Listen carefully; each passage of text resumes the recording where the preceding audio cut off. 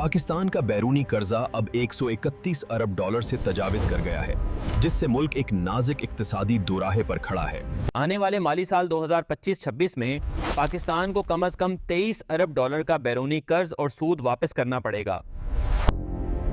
ये पूरे कौमी बजट का तकरीबन आधा हिस्सा है, जो सिर्फ कर्ज की अदायगी के लिए है। जून 2025 तक कुल बैरूनी कर्जा 131.07 अरब अमेरिकी डॉलर था, जो कि जीडीपी का तकरीबन 35% है।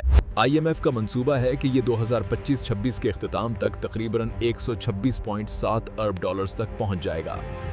इस कर्ज का 75% से ज्यादा कसीर जहती इदारों और दो तरफा शराकतदारों मोट है, खास तौर पर चीन, सऊदी अरब, मुत्तहिदा अरब। 2025-26 में हुकूमत ने 8.2 ट्रिलियन रुपए, तकरीबन 29 बिलियन डॉलर सिर्फ कर्ज की अदायगी के लिए मुख्तस किए हैं। 23 अरब डॉलर के बैरूनी कर्जों में से 12 अरब दोस्त ममालिक की तरफ से रोल ओवर होने की उम्मीद है। इससे कम से कम 11 बिलियन डॉलर का मालियाती खसारा होता है, जिसे नए कर्जों या ज़खायर के जरिए पूरा किया जाना चाहिए। सूद की अदायगियां ही कचल रही हैं। माली साल 25 में वो पहले ही 26 अरब डॉलर तक पहुंच गई हैं और माली साल 26 में ये और भी ज्यादा हो सकती है। हुकूमत का बका का मंसूबा 4 अहम सतूनों पर मुनहसिर है। IMF का 7 अरब डॉलर का एक्सटेंडेड फंड फैसिलिटी प्रोग्राम चीन, सऊदी अरब और मुत्तहिदा अरब इमारात से जमा कराए गए 12 अरब डॉलर का रोल ओवर। रिकॉर्ड रेमिटेंसेस अक्टूबर 2025 में ओवरसीज पाकिस्तानीज ने 3.42 बिलियन डॉलर्स मुल्क वापस भेजे।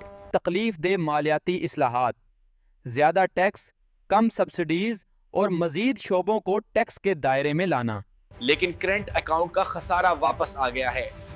माली साल 26 के पहले 4 महीनों में 733 मिलियन डॉलर्स। ये कर्ज का बोझ स्कूलों, अस्पतालों और इंफ्रास्ट्रक्चर के लिए मुख्तस रकम को खा रहा है।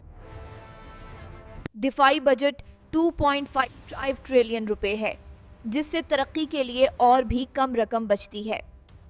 साख्ती असलाहात के बगैर की वसीतर टैक्स बेस, बरामदी तरक्की और बदनवानी पर काबू पाने के बगैर की पाकिस्तान कर्जों के जाल में फंसा रहेगा। अगर रोल ओवर्स नाकाम हो जाते हैं या नई फाइनेंसिंग हासिल नहीं होती है, तो डिफॉल्ट का खतरा ड्रामाई तौर पर बढ़ जाता है।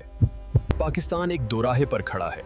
IMF की एक और लाइफलाइन वक्त खरीद सकती है, लेकिन सिर्फ गहली असलाहात ही कर्ज के जाल। 2025-26 का सवाल ये नहीं कि हम अदायगी कैसे करेंगे होंगे, बल्कि ये है कि हम कब तक जिंदा रहने के लिए कर्ज लेना बंद करेंगे।